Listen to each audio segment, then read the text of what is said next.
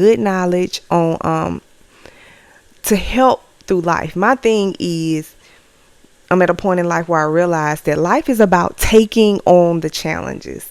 Life gonna come with challenges, and we can't get mad, we can't get upset, we can't be mad at nobody else because we having challenges or we having issues at the moment. We gotta take them on, challenge by challenge, trouble by trouble, good times by good times. And so Nicole Walters, Nothing is Missing, is the book that I'm really into. I'm still into. Like I said, it really paved the way in so many ways for me. It really gave me a different outlook on a lot of things in life. And I've gotten understanding that it's okay when you feel like everything's falling apart. Nothing is missing. It's a part of your journey. Life is not easy. It's hard, but it's fair, and we have to keep going. So in chapter 3, she breaks down for us some of the problems and sufferings we may face. In chapter 3, she talks about restructure. Okay, so when you speak on restructure, it means examining the way you think about a problem to determine if it's even a problem. Like, some people make problems out of things that's not even necessary. There's not even real problems. Oh, I can't get my hair done. Oh, I can't go here. I can't go there. But it's not really a problem. So we have to be able to differentiate if situations are really problems or if they just part of the course. And sometimes problems are part of the course, but we need to know if they're really a problem or if it's just really something that's not really necessary. Then we have to look at optimizing. Optimizing is looking at what needs to be fixed to identify what the facts are and whether you can fill them with what you have before you try something new. So we have to optimize on all the experiences that come our way, all of the problems that may come our way. We got to optimize all of the good times that come our way. All of the opportunities, optimize out of them, even though they may seem so small, even though it may seem like no one is supporting you or no one is there for you. We have to figure out how to optimize it, how to make the best out of it, how to get the most out of those situations that don't always seem like they may be the best. So life is about optimizing. You better learn to optimize things. Make the most out of any little situation or any big situation. Get as much as you can out of it. Implement. Implement is bringing in something new to solve the problem. Like, what can I do to add to this so we can solve this problem? What can I do to make this better? We don't have time to just sit around and complain and drag along. Like I said, life is hard, but it's fair. So and it's not going to be easy. You're going to face so many challenges, but we have to figure out what we can implement, what we can do to solve these problems that we are facing. I don't have enough money.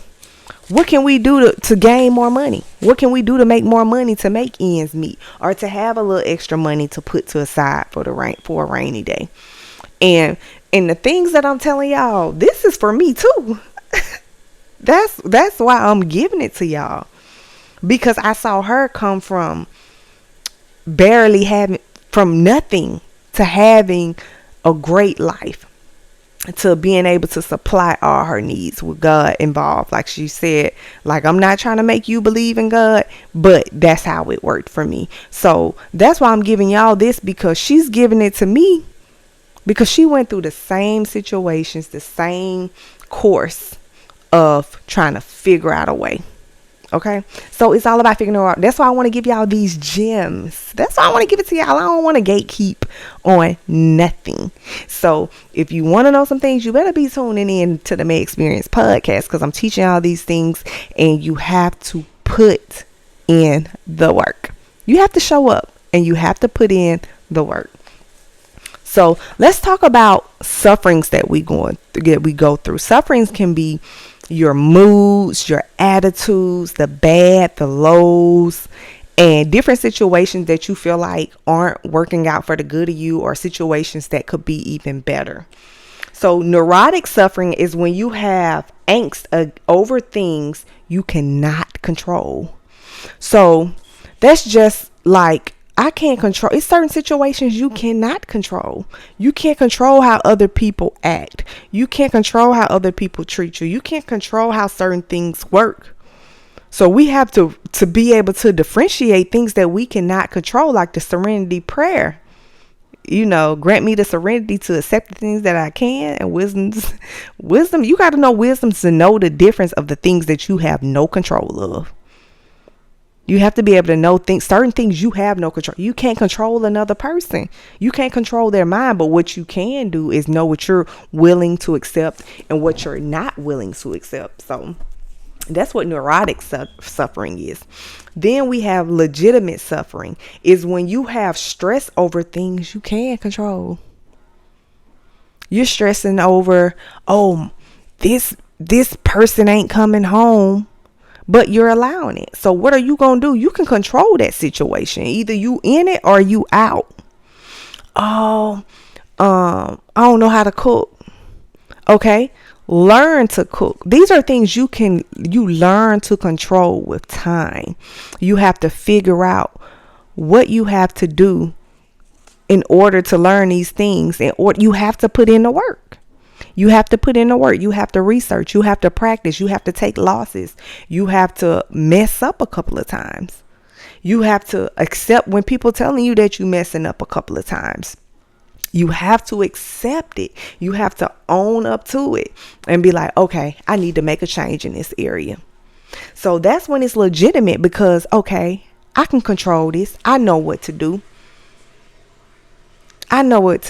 So now I'm going to do this in order to make this work. So that's legitimate suffering. So you have your neurotic suffering, things that you have no control of. It's certain things we can't do anything about. It is what it is. All we can do is move around it and go the other way. But you have your legitimate suffering, things that you really can change, but you have to put in the work. Y'all got to put in the work. We got to put in the work. All of us have to put in the work. It says, life is the meeting and solving of problems. In life, you're going to have problems. I don't care. I don't care who you are. I don't care how much money you make. I don't care how big your house is. I don't care how nice your car is.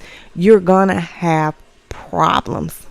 Life, if everything was easy, we wouldn't even appreciate the milestones, because everything is already done. So, and problems are going to come, and we have to be able to accept them and willing to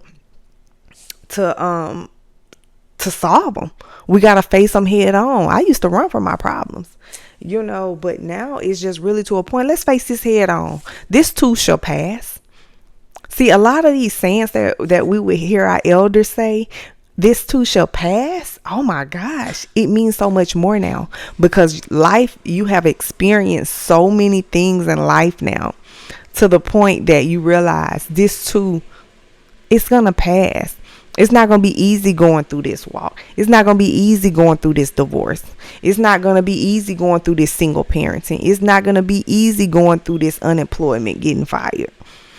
But it will pass. But you have to put in the work. You have to realize it's legitimate suffering. What do I have to do to make it through it? These are certain things we can control. We have to learn to control our mental and our emotions. And that's something that I've learned and I've grown from after so many people told me, you got to learn to control your emotions. And that'll help you make better decisions.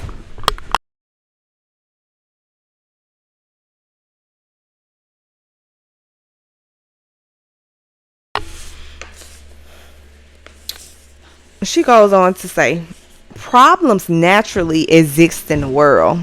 You will be dealt cards that you don't deserve, and you will still have to solve the problems.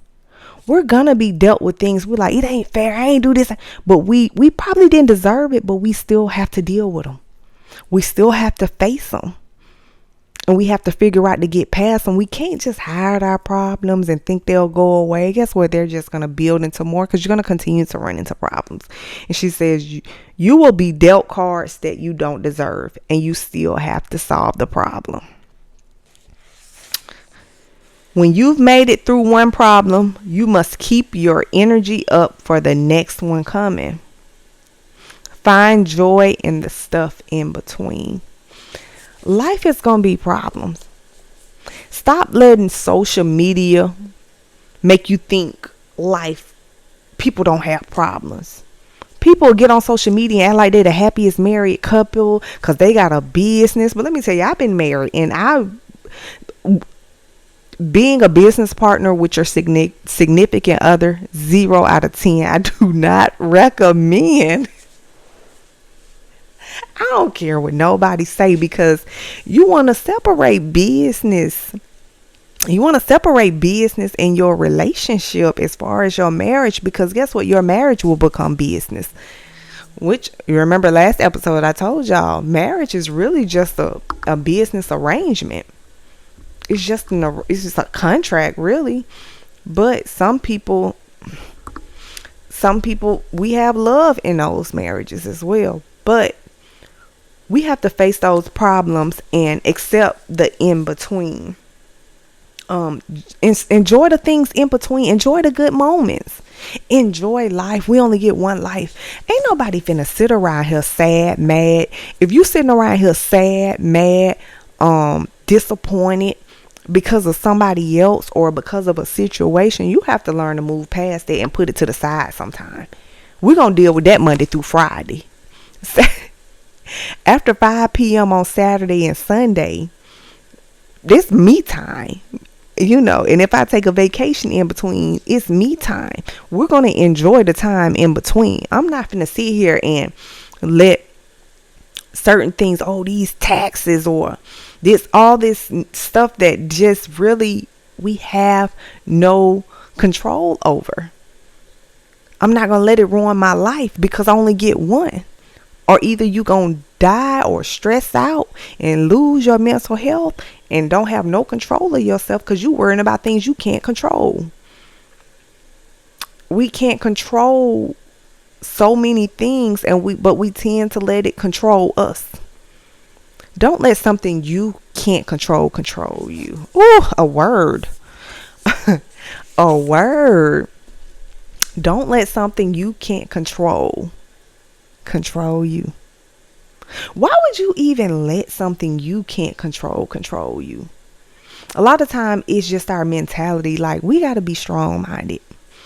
We have to be strong-minded because we're going to be dealt. Life is being dealt with so many different hands. You're going to be dealt so many different hands. And we have to we got to play the cards. We have to play the cards of the hand we're dealt, and it's not going to be easy. And your journey is not going to be the same as the next person's journey. And it is what it is. Just because they got a house at 21, don't make your house no less when you get it at 40. Yours probably going to have way more value. You see, so don't let just because a person, you have to be able to put in the work. Just keep working, because we all have different cards we're dealt. We have different walks of life we're going to go through. Like when people were saying, okay, I don't like to get political, right? I don't like to get political. That's something I don't like to talk to. But since we on this conversation about don't let anyone make your journey feel less than the next person's journey. So I remember growing up, people talk so bad about individuals who had been incarcerated or they had felonies or they've been in legal trouble as if they were better than them. So if your child, I'm from the hood, I tell y'all that all the time, and I'm good with that. I've learned a lot. So I've seen both walks of life. I've experienced both walks of life, and it's easy for me to adjust in so many different situations and so many crowds and so many conversations because I've been in these different walks of life. And so from where I'm from, and even in the nicer neighborhoods, like if your child had a felony or your child had been in jail or prison or been in legal trouble, everybody talked bad about you. Basically, after you get in trouble one time, your whole they feel like your whole reputation messed up. Oh, he ain't gonna be nothing, she ain't gonna be nothing, this, that, and the third. But yet, if you went to college and you got in this sorority or you got in this fraternity, you were better than them because you in jail. So you really nothing because you in jail. You failed in life. But since you went to college and you're in this fraternity and you doing this and you've initiated to join a group to fit in, you're better than that person who went to jail or prison, right? Your parents are better than their parents. Your parents did better. That's just my generation, how I grew up, how it went. I saw it both ends of the stick. I'm from the hood. I had family members out of the hood that I spent every weekend with.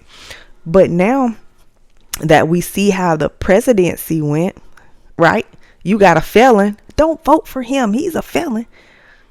But then you got she's in a sorority. Vote for her. Because she went to college. She's in a sorority. But guess who won? By a great number. God will make you, God will set a table in front of you so that people who felt like they were better than you or better than others because of who they belong to or what they belong to, God will bless you in front of them. God will put you in, give you opportunities and put you in positions to show you that it don't work like that. You're no better than this person because you went to college. And I have college degrees. As you see, it's a couple of them on the wall. So that don't make me better. But I'm also out there sitting, I'm gonna sit on the curb with the homeless. I'm no better than you. But then I'm gonna smile when I see the CEO. Hey, how you doing? I'm no better than you because I know how it is to be from all these different parts of life. And I don't feel like I have to fit in with nobody. I want to be me and I'm going to be me. So at the end of the day, we have to be us and stop. I feel like a lot of people want to fabricate who they are so that they can fit in. Instead of accepting that we all deal with problems. We all have these different issues in life and these different hands we dealt, no matter if we have more money than the next person. I'm no better than you. I'm no better. I'm not perfect. I'm not Jesus. I ain't walk on water. I'm not perfect. I've sinned and fallen short of the glory daily. So I'm no better than you. And we all out here trying to survive. We out here trying to survive and we're going to make the best out of it. We got to keep pushing forward. We have to keep going. And so I've been watching the news lately and I was listening. I see how they just did the NFL draft or whatever. And Deion Sanders' son didn't make the first round pick. And everybody, I guess he was expecting himself to make it. Everybody else, a lot of people were just expecting him to make it because he's a great athlete and his father is a great athlete. But he didn't make it. But, it was a lot of people supporting him saying, well, Brett Favre didn't make the first round and he's still going after all these years. I think this new generation understands that it ain't always about being the first. He don't seem discouraged. He realized that, I'm going to have to put in the work and I'm going to have to wait my turn. He's not talking about anybody. He's not bringing anybody else down. But I know that the way God works, and if he knows the way God works, he knows that God is going to put him first eventually. You have to be patient. We have to be patient and play the cards we're dealt. And stay true to ourselves and stay true to who we are. And stop letting this media, because this media fool you. Stop this social media. Let it stop fooling you. And stay true to who you are. But then on the other end, I hear so many people talking about the college athletes and the college sports and the NIL now. which the NIL basically stands for the name, image, and likeness of players in like high school and in college athletics, right? So the NIL in the past, they wouldn't let athletes in college and high school profit off being athletes. And growing up, we had athletes that were crazy good, as you see. They were good back then, but they were never paid. They probably could go on a free tuition, which is great. Get your degree. And you can eat while you there and you get away from home and you go back home. Either you make it to the NFL or you go back home and whatever happened. Either you gonna get a good job, or you gonna be in the streets on drugs, are you gonna be a successful in the workplace.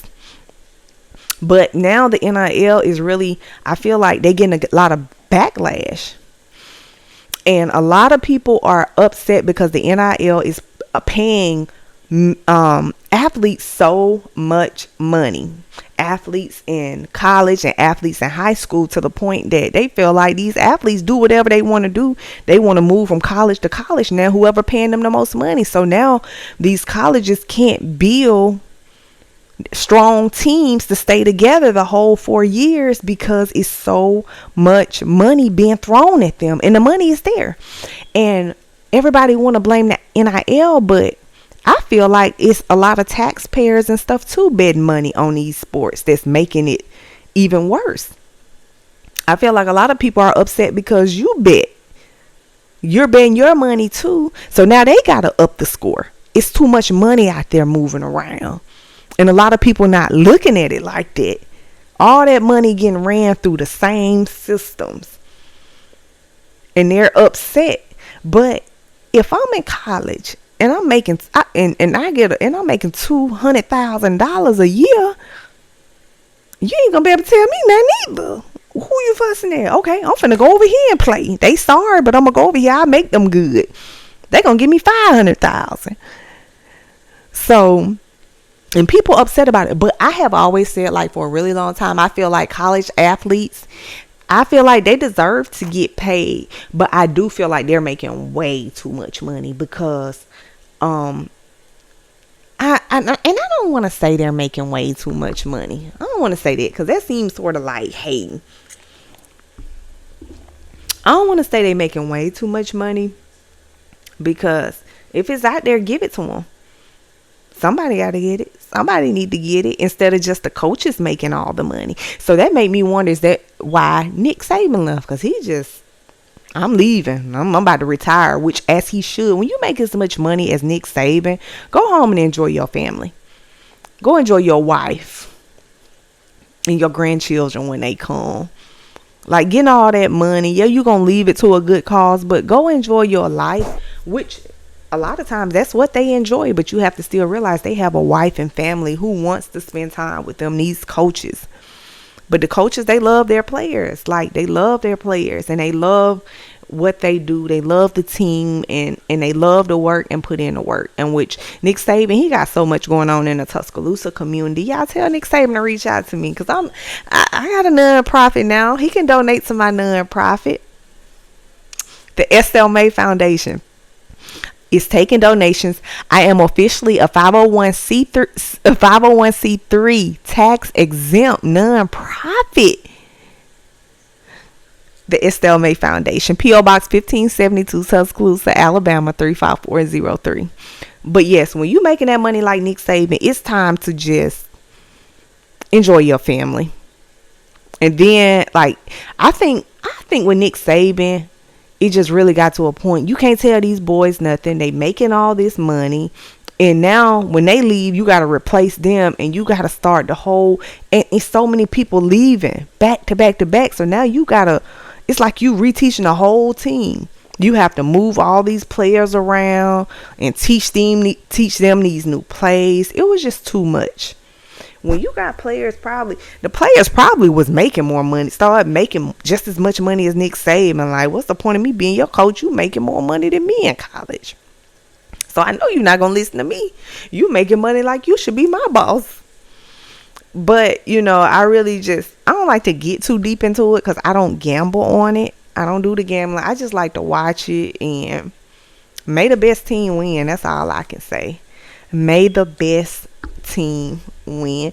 And yeah, but like I said, if the money out there, pay them. Pay the money. Let them get straight. Hopefully they do right by the money. And in the long run, they'll have something to show for it.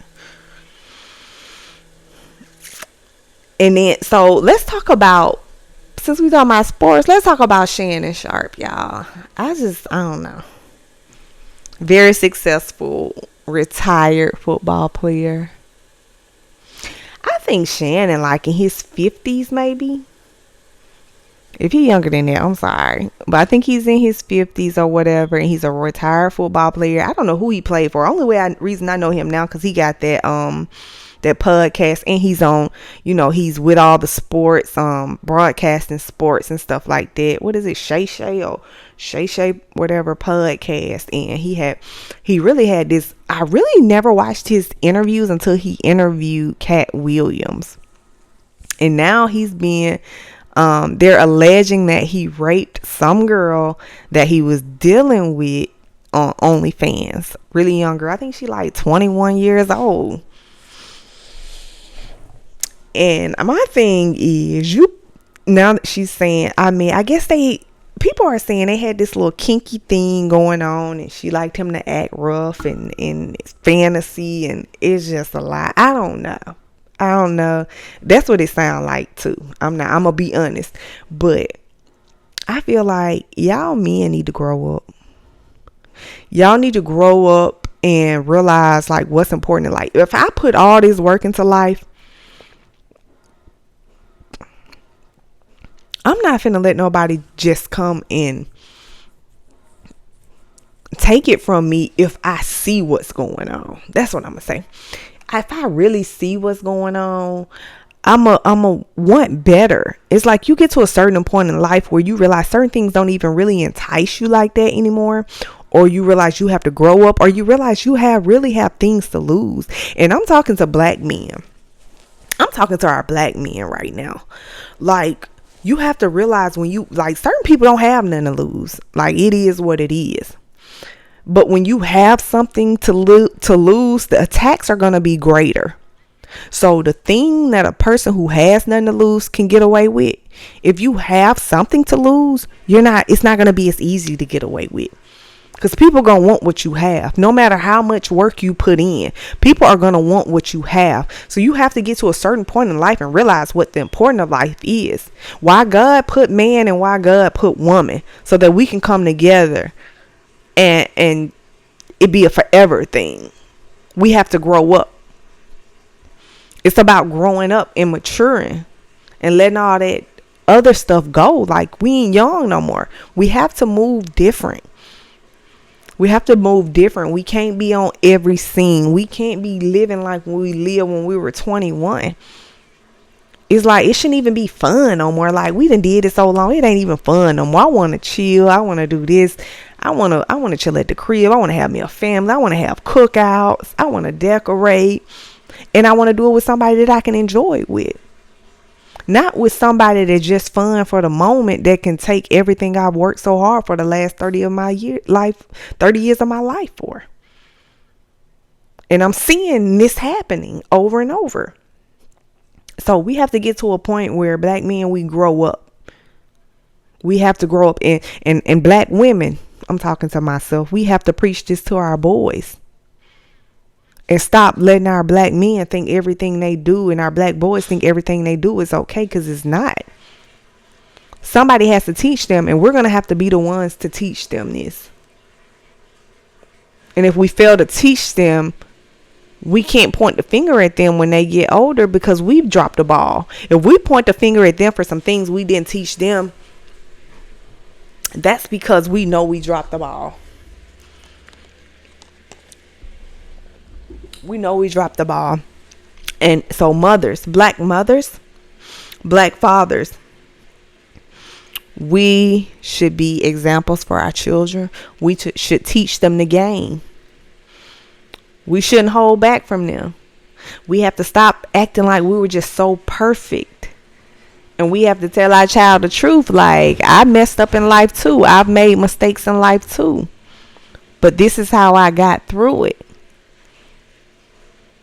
And stop holding things back for them to try to figure out later. Because certain things we could tell them now that will stick with them forever. Everything ain't gonna stick. They're not gonna follow everything we tell them as soon as we tell them. So we need to teach them about these different problems. We have to teach them to face our problems, to face their problems, and to figure out solutions, and stop waiting on the world to figure out for them, or stop waiting on the world to tell them what to do. Because the world will steer them wrong every single time. And men, black men, and I'm talking to my black men because I come from a black household, I come from a black home who didn't have a father in the home. And I've seen things, and I've been married twice, and I tell y'all that I've been married twice. It's okay, black men. It's okay to be tender for your woman. It's okay to love a woman. It's okay. And I think a lot of it is because, like, with a lot of stuff going on, a lot of men just aren't interested in women, so they weren't able to show women love and affection. But if you love women, it's okay. It's okay to show affection. It's okay if they call you tender. It's okay. This is my woman. And I'm going to stand beside her, and I'm going to stand up for her, and I'm going to be a family for her. I'm not going to leave her to be a single parent. I'm not going to leave her to be divorced. I'm not going to leave her by herself. I'm going to do whatever I have to do to make this work, so we can raise these children, so we can build this home, so we can build this foundation, build this future together, so that we can figure out life and enjoy life and make the most out of life. It's okay. Because a lot of y'all men just not realizing your homeboys not even really your friends.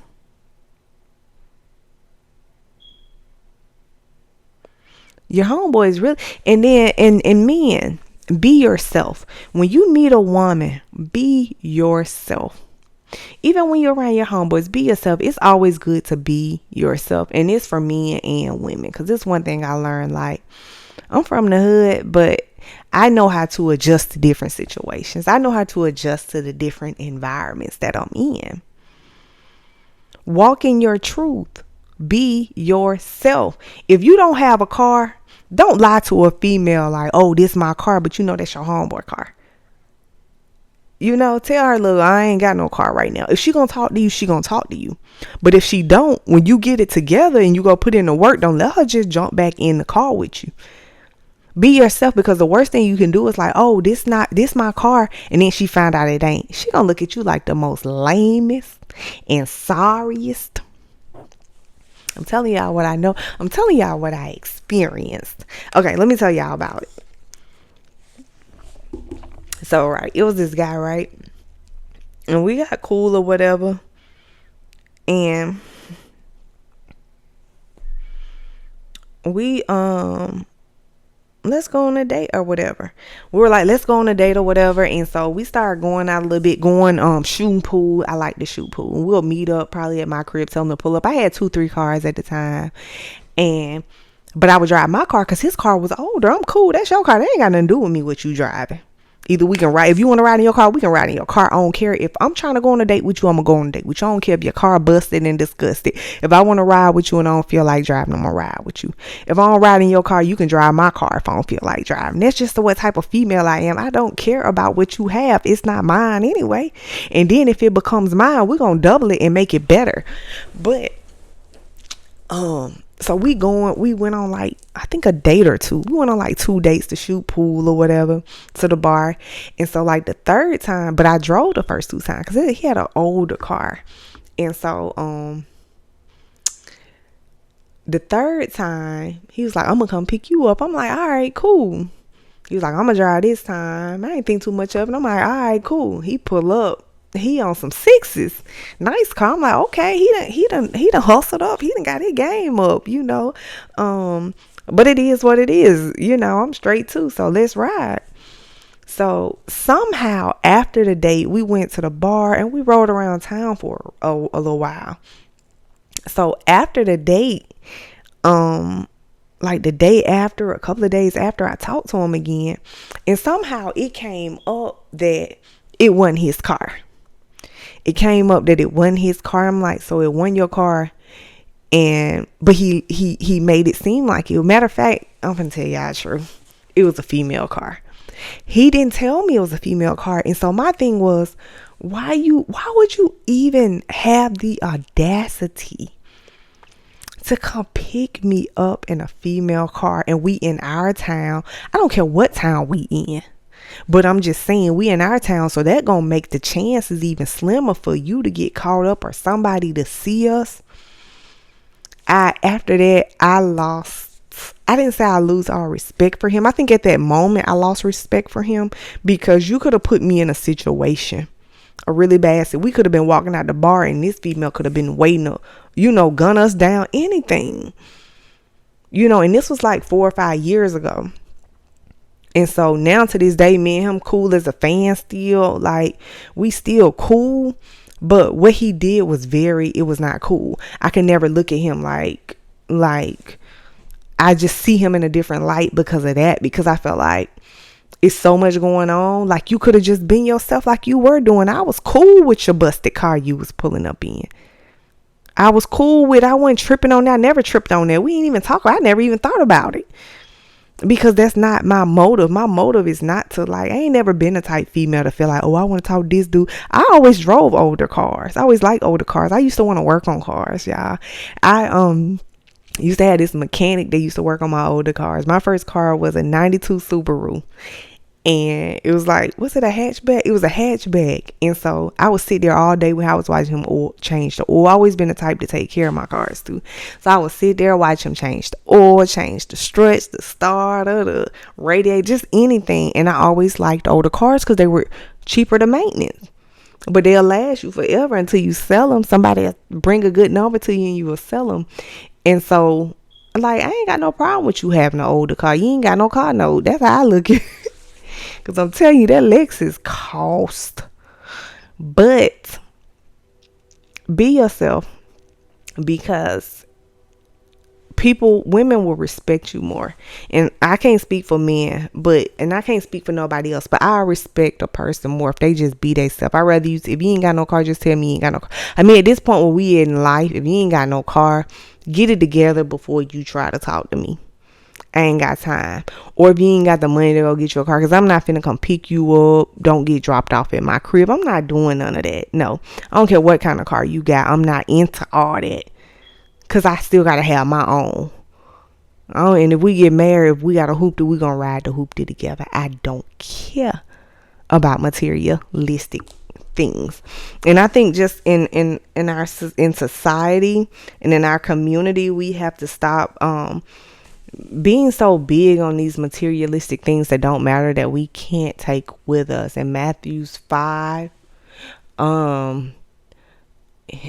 it says, lay upon yourself treasures in heaven, where moth nor rust doth corrupt, and where thieves do not break through and steal.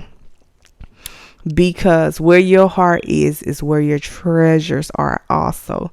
We have to stop being so in love with these materialistic things that we cannot do anything about. We can't do anything about these materialistic things when we leave here. When we leave, they're still gonna be here for people to fight over, or for people not to take care of. We can't take them with us. So it's all about just enjoying life, and stop trying to compete with the next person, and stop trying to worry about what the next person have. Like, I be in my own little bubble. I don't be caring what nobody else got going on. I promise you I don't. It's like I be in my own little bubble. I just don't be knowing what be going on. Like, when I do decide to get out, if I want to go in a club or something for a minute, I go and I be forgetting, like, oh, because I really y'all see where I be at, the May experience. I be at home. I be something that got something to do with my business, is trying to figure something out to make a way for myself. I've had to start over so many times, and I ain't even mad at nobody no more. I just got to figure it out. It's a struggle, but I'm going to do it anyway. And my son with me along the journey. I got people with me along the journey. I got people supporting me along the journey. So make sure you keep some strong people around you who supporting you along the journey. Not people who going to talk about you when you're not around. Not people who going to talk about you when you ain't got it. Not people who only call when they need something. Like, keep people around you who really along for the journey, who willing to put in a helping hand where it needs to be. Because that's what we missing. Everybody want to act like they got more than the next. People just talk too much. And all that talking, it don't make no sense if you're not helping nobody or you're not able to make somebody smile. Nobody be having time for all that extra bullshit. I know I don't. But y'all, thank y'all for joining the May Experience podcast. I really enjoyed y'all tonight. I thank y'all for tuning in. And make sure y'all, if you want to donate to the Estelle May Foundation, which is a tax exempt nonprofit. So what that means is, if you donate, you will get a tax cut when you file your taxes. But you have to file a Schedule C. And we can talk about on the next podcast, because I've been studying a lot about this nonprofit stuff. Make sure, if y'all want to donate, it's tax exempt. You will get a letter from me. I will put how much you donated, and you'll be able to file that on your taxes. And if you owe taxes, it'll help cut down on what you owe. So what you can do, you can find me on Facebook, the Estelle May Foundation on Facebook, and inbox me, or you can write me, P.O. Box 1572, Tuscaloosa, Alabama 35403. Thank y'all for tuning into the May Experience podcast.